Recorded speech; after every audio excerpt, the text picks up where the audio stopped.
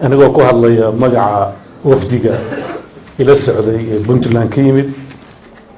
waxaan rabaa marka ugu horeysa inaan halka mahad ballaaran uga soo jeediyo governorka Garissa senatarada iyo xildhibaanada reer Kenya oo u mudan yahay senator Yusuf Haji sida diiran oo kalgacalka leh oo walaaltinimada leh inoogu soo dhaweeyeen magaalada Nairobi tan iyo maalinta nimid ilaa iyo maanta oo fursadan qaaliga ay nasiyeen aad iyo aad baad u mahadsantiin runtii wanaaga iyo farxadda ay qabaan waqtigii la socday sida diiran halka loogu soo dhaweeyay waa mid qiimo weyn oo leh waana midaan ilaawi doonin waxaan rajaynayaa safarkan safar bixiya deyn uu governorka nagu lahaa oo xilliga caleema saarku nagu yidhi Puntland inaan iska gudno oo marka xigta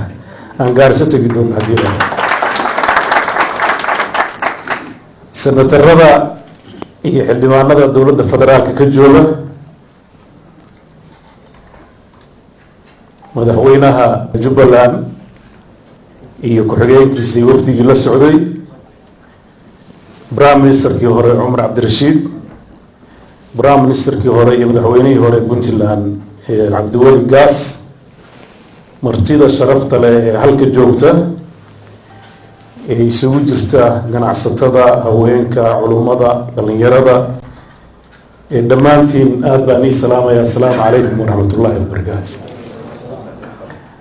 runtii waxaa maanta halka uu nooga furan waa inaan iniga mahad celino sida sharafta leh noo soo dhaweyseen waxaan qirsannahay abaal weyn inay Kenya ugu leedahay haddaan nahay Soomaali xilligii burburku soo gaaray 1990kii dadka Soomaaliyeed meeshii u soo baxsadeen oo ilaa iyo hadda gacanta ku haysa waa dalka Kenya dad badan ay nolol ku samaysteen dad badan ay deganaansho ku samaysteen dad badan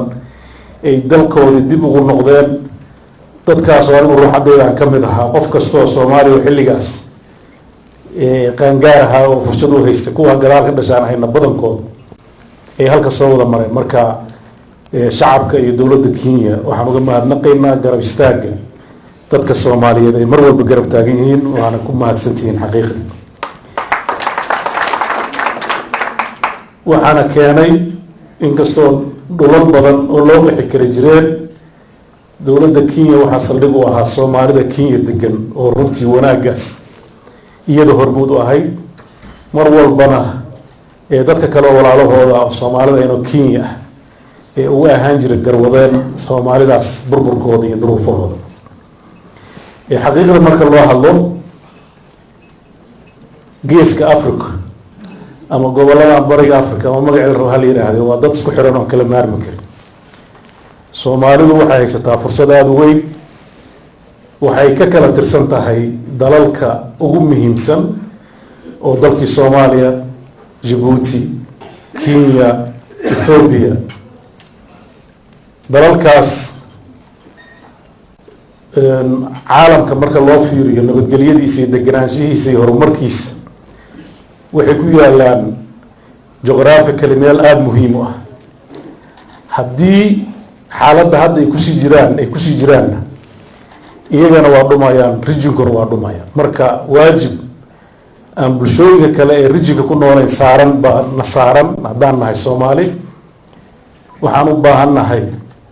inaan dib u milicsano xaaladda aan ku sugannahay runtii dowladda Soomaaliya oo magacii dadka Soomaaliyeed iyadu qaadatay way jiran tahay hadda 30 sano bugtaa maamulkii dowladeed oo hore oo dadka Soomaaliyeed ee inta kala degan ama Kenya degan ama Ethiopia degan ama Djibouti degan meesha qablada u ah oo ay ka sugu jireen badbaadada waxay ahaan jirtay ee dowladda Soomaaliya hadda way burbursan tahay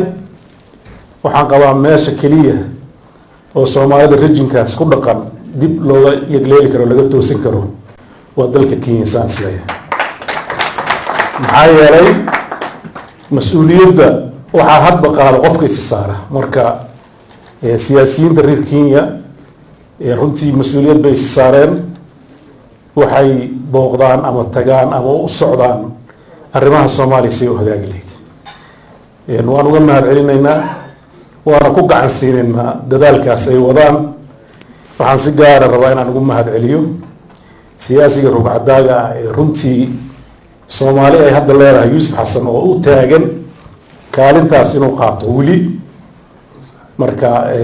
Xaaji Yuusuf baan oran lahaa, Yuusuf Xaaji isaguna waa iska xaaji, marka waa Xaaji Yuusuf xaaji wey soo markaas. marka runtii waa aad baa umahadsantiin. runtii laba qodob oo aada u muhiim ah. qodob aad baa looga shanqariyey waa nabadgelyada iyo deganaanshaha, iyo oo saldhig u tahay dadkan runtii hadda xag jirka ah oo raba nolosha iyo deganaanshaha degaanadan inay waxyeelayaan. waxaan rajaynayaa arrintaas haddaan nahay dadka mas-uuliyiinta Soomaaliyeed in si qoto dheer loo fiiriyo. waan isleeyahay xal waara waa laga gaari karaa. arrintaas waxay u baahan tahay kulamadan ka duwan in laga yeesho oo meel looga soo wada jeesto. waa caqabad waxay ku tahay horumarka iyo deganaanshaha iyo wada noolaanshaha. qodobka kale oo la rabo in aada looga wada shaqeeyo waxa weeye Soomaalidu waxay tiraahdaa laba la hayaa mid waa hunguri. mar walba dhaqaalaha iyo ganacsiga iyo noloshu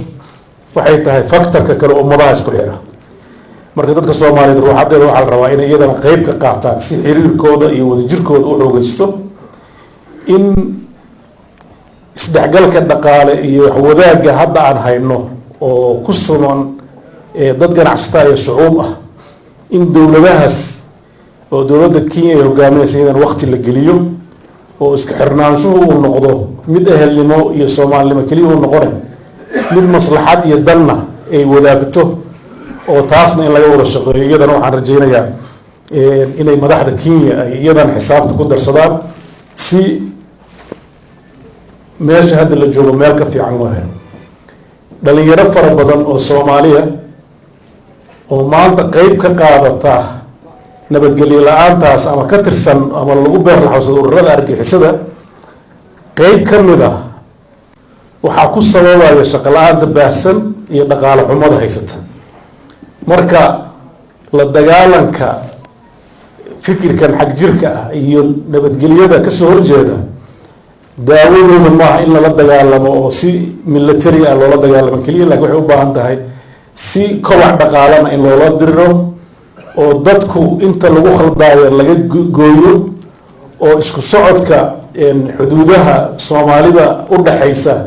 la formaat gareeyo oo siday had yihiin si laga bedelo, oo masaalixda la isku xiro, oo dadku isdhex galo, oo danuhu ay isdhex galaan si nabadda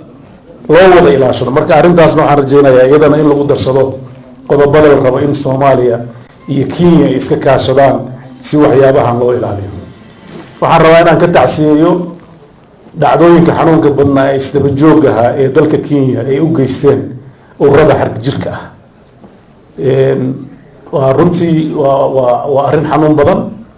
oo dhacdadii u dambeysay Laamo iyo kuwo kale laba hal maal ay ka mid yihiin. waxa ay muujinaysaa dhinacii walaalkood uu ka xigay inay dhaxanta ka soo gasho oo Soomaaliya looga soo gudbaayo. marka dowladda Soomaaliya iyo madaxda Soomaaliya haddaan nahay dabcan arrintaas ruuxadeena ceebbeena u noqotahay in dhulkeenu ay u noqoto hooy dad raba gobolka